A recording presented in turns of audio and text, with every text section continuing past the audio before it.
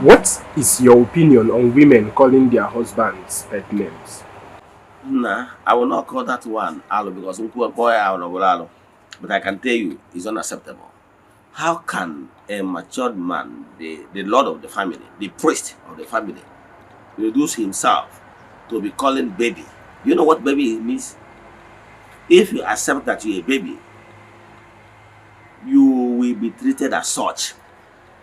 Baby means one anguala. Then you will be giving you breast to suck as a baby.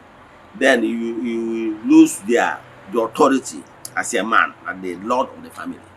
So reject it. Say what was you are the lord of that family. Don't accept it. Oh yeah, I say that bogan nine. You know that? Here about D when look over here about D wedi. Yes. D wedi. D means master. Njoni. D is master. Namuku, my lord, Onyangwem. Kamala. As a Dibia, master of knowledge. Dinta, master of hunting. DG, master of farming. Njoni. So D about a joke. Stop reducing their master, your master. Odogu, there is no no. Reduce. So instead of in that title, befit rigi, you reduce to your own act of ignorance. Accepting baby. Oga, in the go. I got treat it as such. You know that? So, sorry, when I was in the world, very front and back, I do accept it, but now I reject it. You want to make it look at that, baby. Afa one and come, it was just nobody heading out for the Afa.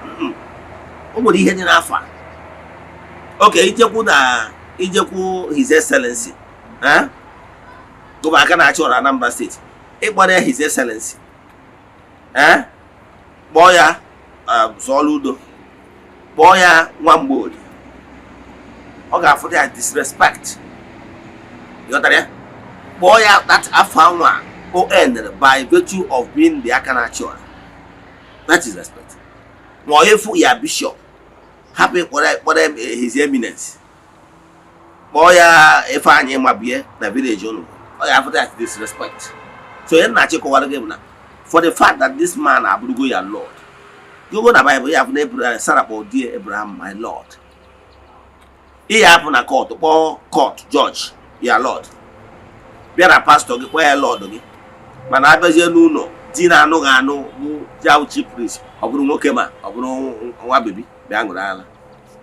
So I can tell you in the case no nwere ihe obo nwere ihe dị n'aha and no dey bido n'afa that afa na akpọ game onye ọ na create that mindset of a little baby.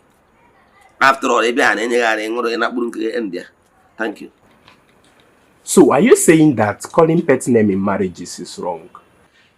Not actually all depend on the kind of pet name because pet name differs. But I'm talking about those pet names that is blatant.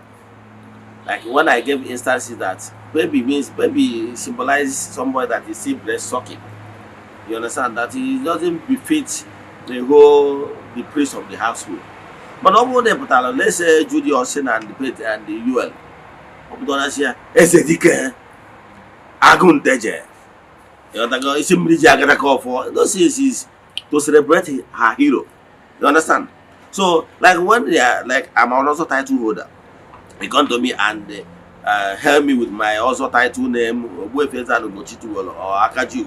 It's not belittling me because it's what I deserve. Or them that the bomb those are not my names. They are also pet name, but befitting one.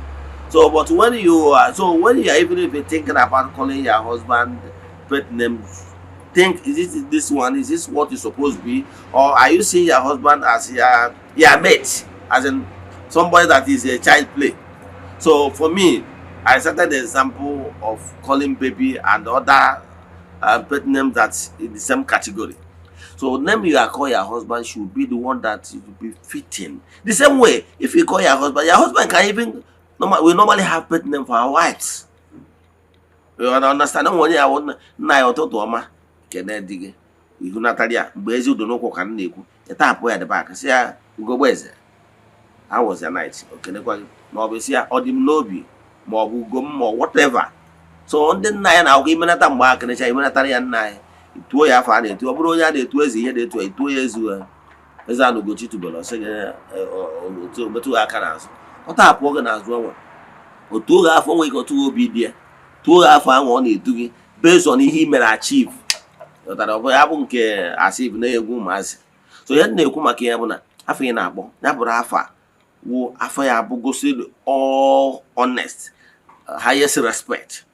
Ya bụ na afọ ọ ga-abụ ịpụta ịfụ pastọ ya kpọ pastọ bebi no inye nnukwute afọ ebe ya na di ya bụrụ nwoke m ọ bụrụzie bebi gị.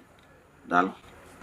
What is your opinion about men who like to be called baby as pet name in their homes? Yes, thank you for that question. Some of those men are not actually men. For and they doesn't understand how things work. How can you throw away what makes you the man, the head of the family? You understand? Yeah, the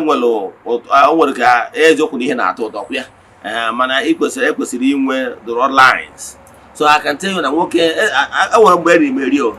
I can tell you, some baby that time. At that time, I was behaving like a baby, still sucking breast. But I can tell you, now I want to get mature in life. In Malon, now that colony, that name, might influence her decision and her look. It was her fatagi. When you may and both for the or they have fatagi as whom she is supposed to be taking order from at the priest of the house.